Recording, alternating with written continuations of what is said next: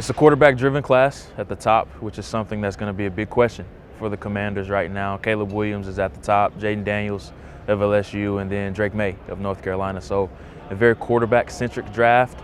And then offensive tackle. That's another class that another position you're going to hear about, in wide receiver.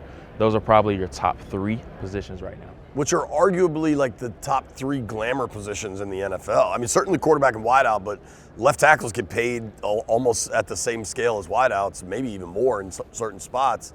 We got to start with quarterbacks, obviously. I think Caleb goes 1. You think Caleb goes 1? Yeah, I agree. I just don't see them trading out of number 1 overall for the 2nd consecutive season. I agree. So the draft kind of starts with Washington at 2. You're holding the card. What name you writing down? I'm taking Drake Maye of North Carolina. Wow, over Daniels. Yeah, okay. I am. I just like the pro things that Drake has shown already. And even though he's already been in 2 types of air raid schemes, I think with you bringing Cliff Kingsbury in, him already having knowledge of that terminology, I don't think the mental hurdle is going to be as big for Drake walking through the door. And then just some of the traits that he's shown, the throws that he made. And yes, I know he struggled in some games. NC State, Virginia, and Clemson, he didn't finish well down the backstretch of the year. But when we're talking about translatable traits to where I think he can be a star right away, I think Drake Maye has what it takes to be a franchise type of quarterback. So the knocks you hear on Maye, wins and losses aren't what you're evaluating here, right? It's the tape. So forced too many passes, and the throwing motion got a little long, and maybe sometimes he's bailing on good pockets. Which are correctable things. Okay. That's what makes Drake Maye so intriguing. The footwork does need to be cleaned up. There is some other things that he has to get better at, but when you're talking about strengths and weaknesses of a player, all those weaknesses we all outlined are things that you can clean up eventually, which can happen with NFL coaching. Why would you put Drake over Jayden right now? I just think the consistency that he has shown with NFL types of things, I think that's something that puts him over Jayden right now. And Jayden had the breakout year last year, but you're going to hear the one-year wonder thing with Jayden. I don't think he's a one-year wonder, but I think over the long haul, Drake has just shown more consistency with the largest sample size than what Jayden does have. And I think Maye's physical traits are superior than what Jayden has shown so far too. How much of it is you kind of got to win from the pocket, and that is evolving. Mahomes is evolving the league, and the winning from the pocket doesn't mean what it did when it was Dan Marino standing back there, but still that's where you win. Yeah, I mean, with these young quarterbacks, you have to be mobile nowadays. Long gone are the days of the statue-esque type of quarterbacks that just win with their mind from the pocket.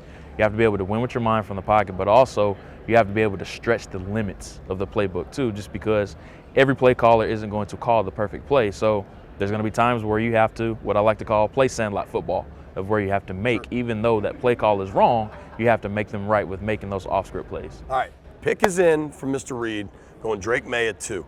They go again, 36 and 40. I think those picks are vital. I think they've got to get a tackle there out of those 2. Who might be there? Who do you like? 2 players. Jordan Morgan of Arizona is one that I like quite a bit. Now, the big debate about him is he going to be a guard or is he going to be a tackle? But for the Commanders' sake, it's a best of both worlds just because you need help at guard. I think they need a left guard, and both tackle spots could be open depending on how you feel about Andrew Wiley and then also Charles Leno. So if he is a guard or a tackle, I think you're going to be good at either spot with Jordan Morgan. So he would be one. And then another, if we're talking about defense, Adisa Isaac is another name that I think they could look at in that second round from Penn State. So he played opposite of Chop Robinson, who probably is going to be a top 20 pick just because he's going to test outside of this world. But the trenches, they have to address the trenches on day 2 just because you don't have a lot of talent there. They're probably going to need 3+ Especially on the starters. Edges. They traded them all away. Yeah, you're going to need 2 new defensive ends just because the players they got now, I just think they're developmental, rotational type of players. With Sweat and Young now gone, you're going to need that high-end starter in the long run. What about the backer, kid from A&M? Could he be around 36-40? Yeah, that's possible. Depending on how he tests. Edgerrin Cooper of Texas A&M, just depends on how he's tested. And this isn't a great linebacker class. We don't have some of the names like we have seen in years past. There isn't a Roquan Smith or any guys like that you're debating on if he could be a top 15 or top 20 pick. I think we're going to see a run on linebackers probably somewhere late 20s, early 30s. I think that's where we're going to see the run on linebackers happen. I know you got to run, but I did want to ask you, when the Commanders hired Adam Peters, you sent me a text. You guys got a good one. You're going to love AP. the scouting world is your world. What did Washington get in Peters? You're getting somebody that's an outstanding person.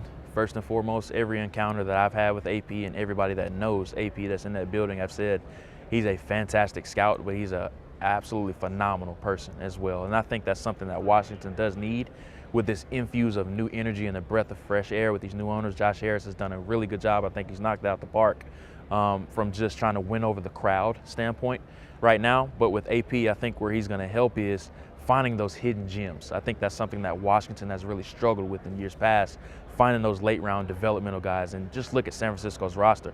Deebo Samuel, George Kittle, Fred Warner, the list goes on and on of these players that they have been able to find day 2 and day 3. That's exactly what Washington needs, just because they have or they need so much help on the roster.